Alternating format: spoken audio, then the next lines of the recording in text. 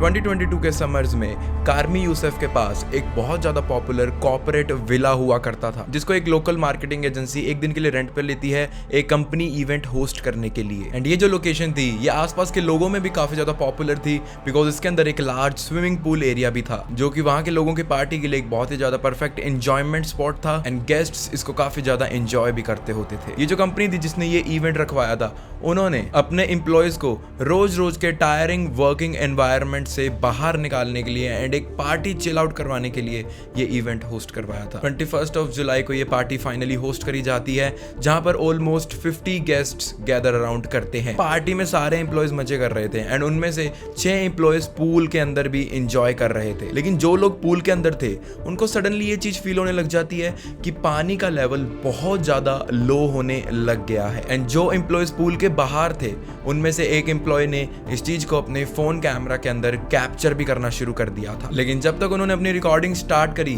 तब तक काफी ज्यादा चीजें ऑलरेडी बिगड़ चुकी थी।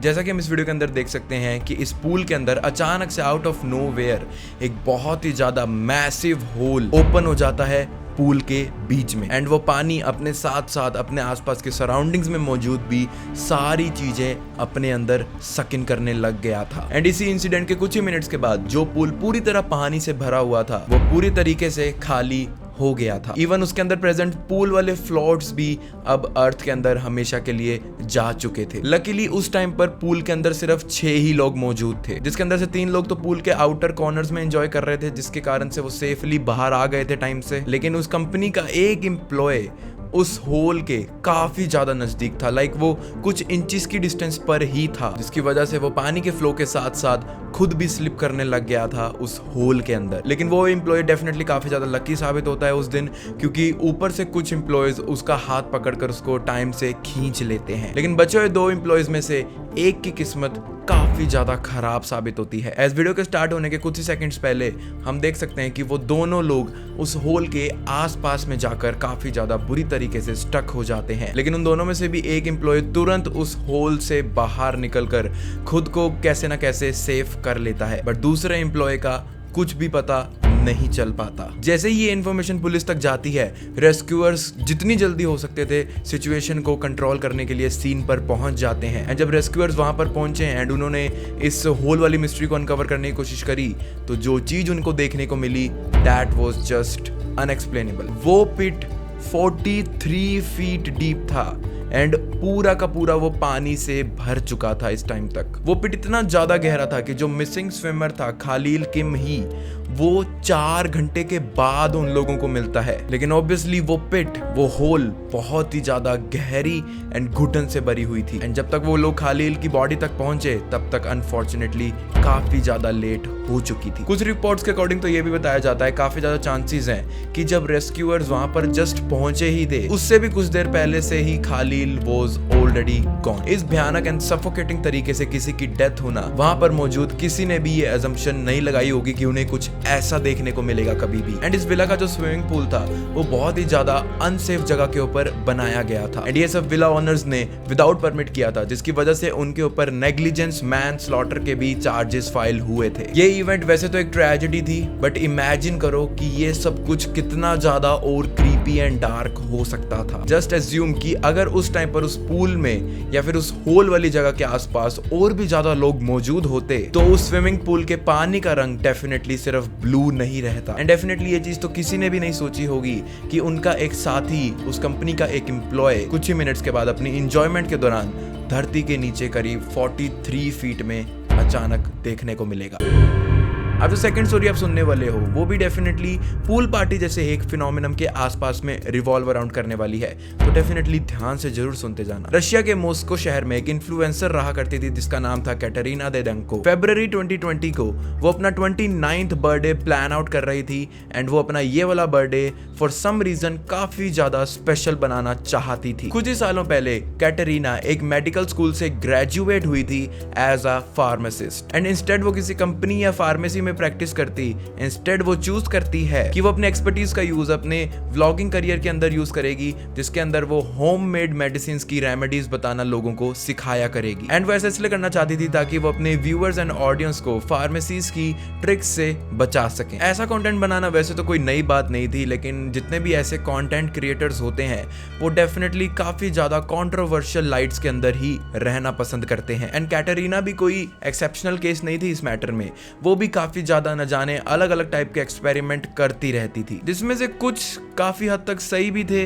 लेकिन कुछ काफी हद तक काफी क्रीपी एंड डेंजरस भी साबित हो सकते थे। लेकिन उसने यही सब चीजें एंड कंटेंट बनाते हुए काफी ज्यादा फॉलोअर्स भी गेन कर लिए थे एंड ओवर 1 मिलियन लोग तो उसको इंस्टाग्राम पर फॉलो कर रहे थे डिस्पाइट उसका कंटेंट इतना ज्यादा कंट्रोवर्शियल था। वो अपना करियर इतना ज्यादा अच्छा ग्रो कर लेती है इस फील्ड में कि 2020 तक वो एक वेल डेवलप्ड इन्फ्लुएंसर भी बन गई थी। एंड क्योंकि इसी बीच उनका बर्थडे भी आ रहा था तो वो ये सोचती हैं कि वो अपने फॉलोअर्स को दिखाने के लिए एक ग्रैंड पार्टी ऑर्गेनाइज करवाएंगी अपने फ्रेंड्स एंड कलीग्स के साथ में। एंड इस पार्टी की प्लानिंग के लिए वो अपने हस्बैंड वैलेंटाइन डेडेंको की भी हेल्प जरूर लेती है एंड वो अपने हस्बैंड को एक perfect evening party plan out करने की जिम्मेदारी हैंड ओवर कर देती है। एंड इस जिम्मेदारी के लिए वैलेंट के पास एक काफी ज्यादा परफेक्ट प्लान भी होता है उनके माइंड में, जिसका नाम भी उन्होंने रखा था which was the steam show. वो दोनों पार्टी के लिए एंड फ्रेंड्स एंड गेस्ट्स को गैदर करने के लिए एक प्लेस भी बुक कर देते हैं विद मोस्ट इंपॉर्टेंट चीज जो वहां पर सबको चाहिए थी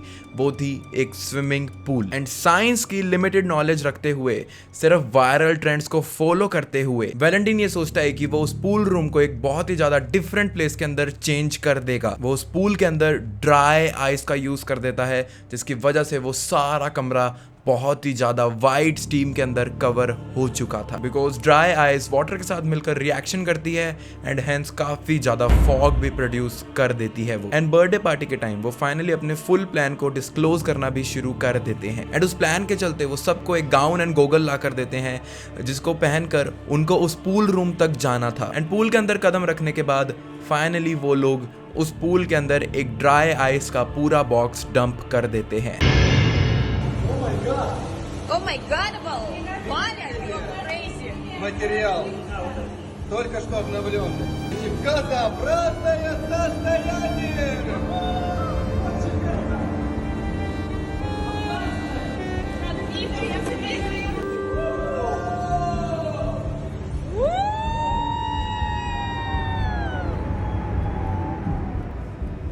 ड्राई आइस के पानी के अंदर जाते ही वो पूरा का पूरा पूल ही दिखना बंद हो गया था एंड वो रूम एक गैस के क्लाउड से भरने लग गया था ऐसा लगता है। एंड वैलेंटाइन एंड कैटरीना के अकॉर्डिंग तो ये डेफिनेटली एक परफेक्ट शो बन जाता है, एक परफेक्ट स्टीम शो बन जाता है जो कि उन्होंने अपने माइंड के अंदर प्लान आउट करा था। एंड उस टाइम एक्साइटमेंट में कैटरीना भी अपना फोन निकाल कर एक रिकॉर्डिंग शुरू कर देती है एंड जल्दी कैटरीना की उन रिकॉर्डिंग्स के थ्रू हमें ये भी पता चलने लगता है कि वो पूल सिर्फ एक शो के लिए नहीं था, वो लोग उसके अंदर स्विम भी करना शुरू कर देते हैं। एंड वैलेंटाइन जो कि कैटरीना के हस्बैंड थे वो जब खुद उस पूल के अंदर डाइव करने गए तो वो उस क्लाउड गैस के अंदर डिसअपियर हो जाते हैं। बट वहां पर एक सबसे बड़ी प्रॉब्लम थी जो कि मैं आपको ऑलरेडी बता चुका हूं कि जो ड्राई आइस एंड वाटर का कनेक्शन है उनके केमिकल रिएक्शन से सिर्फ एक मिस्टी फॉग का फॉर्मेशन नहीं होता बल्कि बहुत ही ज्यादा हैवी अमाउंट के अंदर कार्बन डाइऑक्साइड प्रोड्यूस होती है। मतलब हम जो फॉग वीडियो के अंदर देख रहे हैं वो हाईली कॉन्सेंट्रेटेड CO2 के अलावा और ज्यादा कुछ नहीं है। एंड इतनी ज्यादा कॉन्सेंट्रेटेड फॉर्म में CO2 ह्यूमंस के लिए डेफिनेटली बहुत ज्यादा टॉक्सिक होती है जो कि इंस्टेंटली शॉर्टनेस ऑफ ब्रेथ कोज करने लगता है, लंग्स को भी काफी ज्यादा डैमेज करता है अगर आप वहां पर कुछ मिनट भी हो तो। एंड कैटरीना एंड वैलेंटाइन के इस शो के अंदर सब कोई काफी ज्यादा एंजॉयमेंट दिखा रहे थे एंड कैटरीना भी अपनी रिकॉर्डिंग्स के अंदर काफी ज्यादा बिजी हो गई थी जो उनको अपने फॉलोअर्स को शोकेस करनी थी।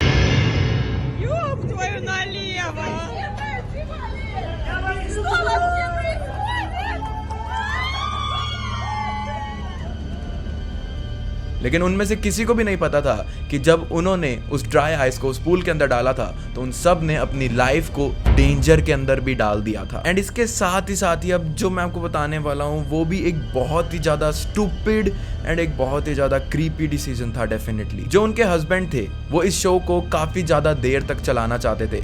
इसकी वजह से उन्होंने उस रूम की सारी वेंटिलेशंस को भी बंद कर दिया था एंड जितने भी और भी ज्यादा वेंटिलेशन पॉइंट्स थे उनको भी बंद कर दिया था, ताकि जो फॉग है, जो स्टीम है, वो उस रूम के अंदर जितनी ज्यादा देर तक हो सके स्टे कर पाए, जिससे उस रूम का CO2 लेवल बहुत ही ज्यादा डेडली लेवल्स तक पहुंच चुका था एंड अब चीजें आउट ऑफ कंट्रोल होना भी शुरू हो गई थी। उस पूल के अंदर जाने के बाद वैलेंटाइन सिर्फ एक ही बार के लिए सरफेस के ऊपर आता हुआ नजर आता है एंड पूरी क्राउड उसको चीयर भी कर रही थी उसके इस परफॉर्मेंस के ऊपर। पूरी की पूरी क्राउड को ये लग रहा था कि वैलेंटाइन उस पूल के अंदर बस मजे कर रहा है, अपना खुद का मोमेंट एंजॉय करने की कोशिश कर रहा है। बट इस टाइम तक वैलेंटाइन के लंग्स पूरी तरह उस फ्लूइड से भरे हुए थे एंड वो डेथ की तरफ सफोकेट कर रहा था। एंड वैलेंटाइन जो है वो उस पानी के अंदर फंस चुका था एंड जैसे ही वो ऊपर आता था तब भी वो सांस ले नहीं पा रहा था, क्योंकि उस रूम के अंदर बहुत ही ज्यादा CO2 हो गई थी एंड ऑक्सीजन लेवल्स काफी ज्यादा गिर चुकी थी। एंड वो इन दोनों सिचुएशंस के अंदर एक बहुत ही ज्यादा बुरी तरह ट्रैप हो गया था, जिसकी वजह से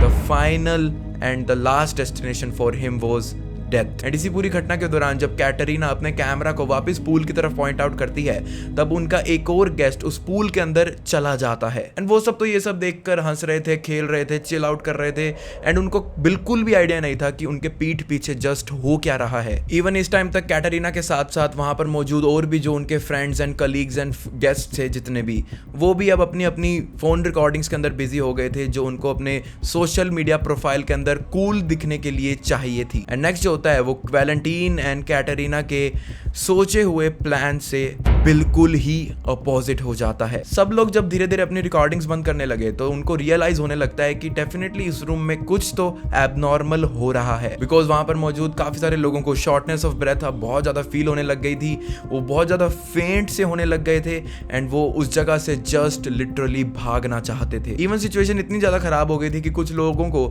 अपनी बॉडी के ऊपर बहुत ज्यादा पेन फील हो रहा था एंड वो पेन बाद में इवेंचुअली बहुत ज्यादा सिवियर बर्न्स के अंदर भी कन्वर्ट होने लग गए थे। एंड जब बाद में रेस्क्यू टीम आई एंड जब उस प्लेस को खाली किया गया तब पता चला कि 3 लोग उनकी रिकॉर्डिंग्स, उनकी चिलिंग के दौरान ऑलरेडी मर चुके थे। नटालिया मनकोवा, यूरिया फिरोव एंड वैलेंटाइन डेडेंको, जो कि उस फोगी रूम एंड उस पूल के अंदर ही रह गए थे, वो अब कैटरीना की लाइफ से हमेशा के लिए जा चुके थे। एंड जो चीज कैटरीना सोच रही थी कि उसके लिए एक परफेक्ट डे होगा, वो एट लास्ट उसका सबसे ज्यादा बुरा दिन बन जाता है।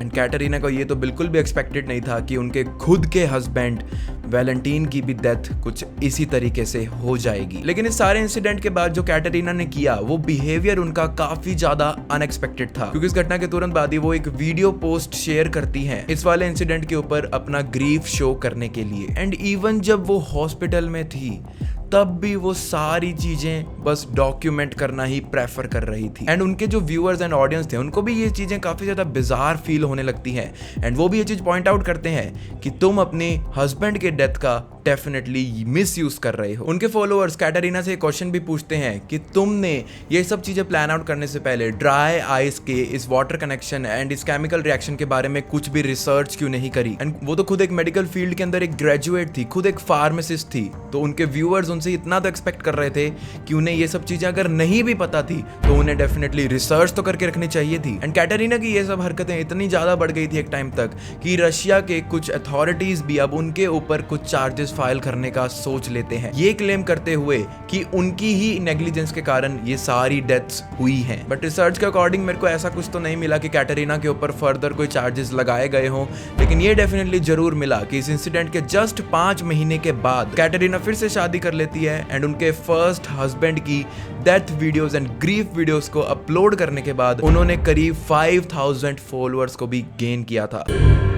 दिसंबर 5, 2009 एक क्लब था जिसका नाम था लेम हॉर्स, जिसकी 8 ईयर एनिवर्सरी के चलते बहुत सारे लोग इकट्ठा होना शुरू हो गए थे एनिवर्सरी सेलिब्रेशन के चलते हुए। एंड इस वाली पार्टी के अंदर बहुत ही ज्यादा हार्डकोर गेस्ट्स आने वाले थे जिनको क्लबिंग एंड पार्टीज करना बहुत ज्यादा डेफिनेटली पसंद होगा। इवन एक कैमरामैन एंड इंटरव्यूअर तक भी उस क्लब के अंदर मौजूद था, जो कि वहां पर मौजूद लोगों से इंटरव्यू वगैरह भी थोड़ा बहुत ले रहे थे, जो भी वहां पर आराम से घूम रहे थे। बेसिकली उस इंटरव्यू के अंदर वो लोगों से बस अपने ओपिनियंस के बारे में पूछ रहे थे इस सेलिब्रेशन एंड इस जगह को लेकर। वहां पर मौजूद सारे लोग, लिटरली सारे लोग अपना मूवमेंट एंजॉय कर रहे थे एंड ये माहौल उस क्लब में एंटर होते ही बनना शुरू हो गया था लोगों के बीच में। उस क्लब की सराउंडिंग्स एंड उस क्लब की डेकोरेशंस वगैरह को देखकर डेफिनेटली ये तो पता चल रहा था क्लब ऑपरेटर्स ने रात के new year and anniversary celebration के लिए बहुत ही खास प्लानिंग डेफिनेटली करी है। इंटरव्यूअर्स के बाद कैमरा हमें डांस फ्लोर के स्टेज तक ले जाता है, जो कि पूरा का पूरा फिलअप हो रखा था डांसर्स के थ्रू। ये डांसर्स उस क्लब के ओनर ने ही हायर करे थे वहां मौजूद गेस्ट्स को काफी ज्यादा एनर्जाइज करने के लिए एंड उनके अंदर एक हाइप बिल्डअप करने के लिए। इवन ऑर्गेनाइजर्स ने एक बहुत ही ज्यादा प्रोफेशनल एंकर को भी जो है रखा था, जिसका काम था उस पार्टी के अंदर और भी ज्यादा चार चांद लगाना। इस टाइम तक ऑलमोस्ट 300 लोग उस बिल्डिंग के अंदर आ चुके थे एंड इसके बाद वो एंकर शो को स्टार्ट भी करने लगता है एंड कैमरामैन भी इसी कन्वर्सेशन एंड इसी मूवमेंट के ऊपर अपना कैमरा पॉइंट आउट करके खड़ा हो जाता है। एंड वहां मौजूद जो क्राउड थी वो भी डेफिनेटली ये सारा मूवमेंट एंजॉय कर रही थी, लेकिन इसी मूवमेंट को कैप्चर करने के दौरान बीच में कैमरामैन का कैमरा एक ऐसी चीज कैप्चर कर लेता है जो कि किसी ने भी नहीं सोची थी। एक ऐसी चीज जो उस पूरी जगह को एक मेस में कन्वर्ट करने वाला था कुछ ही देर में। Замечательно, очень люблю женщин, которые созрели, зрелые, красивые, желанные, обаятельные. Дамы и господа!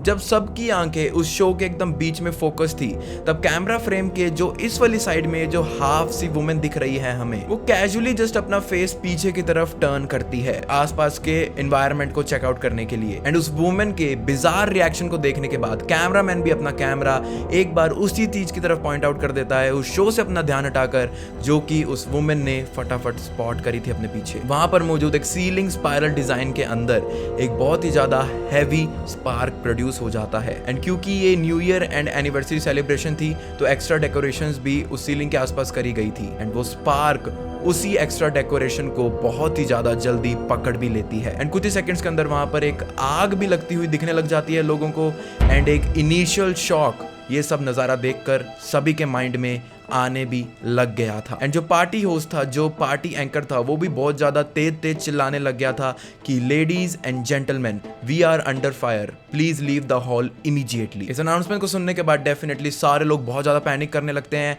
एंड एग्जिट की तरफ भागना शुरू कर देते हैं। एंड जब लोग ऐसा करने लगे तो एक और इशू उन सबको देखने को मिलता है कि वहां पर उस क्लब के अंदर 2 एग्जिट्स मौजूद थे, एक फ्रंट डोर की साइड एंड दूसरा स्टेज के पीछे। बट उन एग्जिट्स के लिए कोई साइंस अवेलेबल ही नहीं थे कि वो कहां पर हैं एंड उनका रूट क्या फॉलो करना है, जिससे एट लास्ट ये होता है कि किसी को ये पता भी नहीं चलता है कि एक और एग्जिट भी मौजूद है स्टेज के पीछे एंड सारे लोग बस एक ही एग्जिट के पीछे भागते हैं जो कि फ्रंट डोर की तरफ था। जो लोग हॉलवे की तरफ जा रहे थे, अब कैमरामैन ये भी शोकेस करता है कि उस रात क्योंकि इतनी ज्यादा भीड़ हो गई थी एंड इतने ज्यादा लोग उस सेलिब्रेशन को अटेंड करने के लिए आए थे, तो आते टाइम गेस्ट कंट्रोल करने के लिए एंड क्राउड कंट्रोल करने के लिए क्लब वालों ने 2 में से एक एंट्रेंस डोर लॉक कर रखा था, विच मीन्स वहां पर जो स्मॉल ओपनिंग सी थी सिर्फ एक वही जरिया था वहां पर मौजूद लोगों को एस्केप करवाने के लिए। एंड जितने भी लोग वहां पर मौजूद थे अब और भी ज्यादा पैनिक के अंदर चले जाते हैं क्योंकि वो सारा का सारा क्लब अब बहुत ही ज्यादा CO2 वाली स्मोक से कवर होने लग गया था। एंड क्योंकि पैनिक के अंदर उस छोटी सी जगह से बहुत ज्यादा लोग निकलने की कोशिश कर रहे थे एक ही टाइम पर, तो वहां पर कुछ लोग काफी ज्यादा स्टक भी हो जाते हैं, जिससे वहां पर बहुत ज्यादा जैम हो गया था एंड इवन ह्यूमन क्रश की सिचुएशन भी आने लग गई थी। Выходим из зала. Наблюдаем.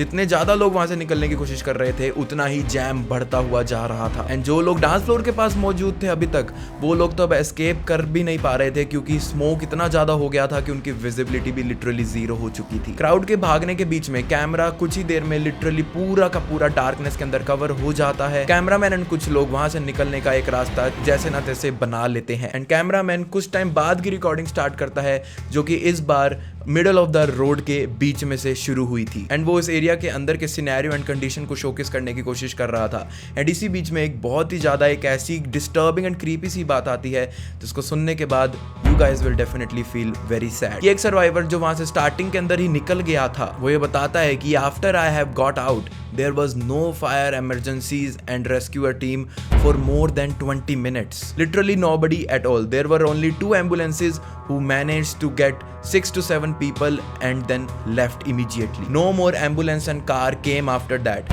At least this is what I saw. Even उस सर्वाइवर ने ये भी बताया कि बहुत सारे लोग जो आ रहे थे, जो कि आते ही सड़क पर आते ही फेंट हो रहे थे या फिर बहुत ज़्यादा वीक फील कर रहे थे एंड खुद को रेस्ट करने के लिए वो सड़क पर ही लेट रहे थे, उन लोगों के लिए भी कोई मदद नहीं सेंड करी गई।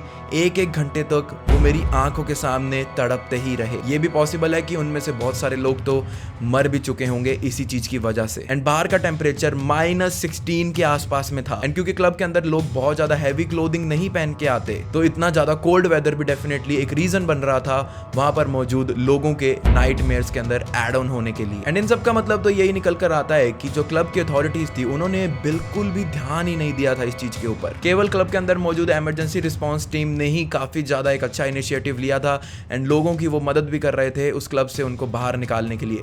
लेकिन बाहर जाने के बाद लोग बस सड़क के ऊपर पड़े हैं काफी ज्यादा इंजरीज के साथ में and nobody is giving a fuck. And सड़क पर लेटे हुए काफी ज्यादा लोगों में से तो कुछ के कपड़े भी इवन जल चुके थे। पहले तो स्मोक से एंड फायर से भरी हुई जगह से निकलने के बाद सीधा -16 में आने के बाद कितने लोग सर्वाइव कर पाए एंड कितने लोग नहीं, इसका एग्जैक्ट नंबर तो आज भी स्पेसिफाइड नहीं है। लेकिन बाद में पता चला कि अल्टीमेटली 101 लोग तो डेफिनेटली अपनी जान गंवा चुके थे इस इंसिडेंट के चलते हुए and 55 and more than that बहुत ज्यादा सीवियरली इंजर भी हो चुके थे। सो इस वाले क्रीपी इंसिडेंट का टोटल डेथ काउंट वाज 156, जिससे ये रशिया की one of the most biggest fire tragedy भी मानी जाती है। एक छोटी सी स्पार्क ने कैसे 150 से भी ज्यादा लोगों की जानें ले ली कितने कम समय में, वो तो डेफिनेटली कोई भी पढ़ेगा या फिर सुनेगा इसके बारे में तो एक नाइटमेयर वाली ही चीज है। लेकिन क्लब के ऑपरेटर्स एंड अथॉरिटीज ने इतना ज्यादा लाइटली कैसे लिया इस चीज को,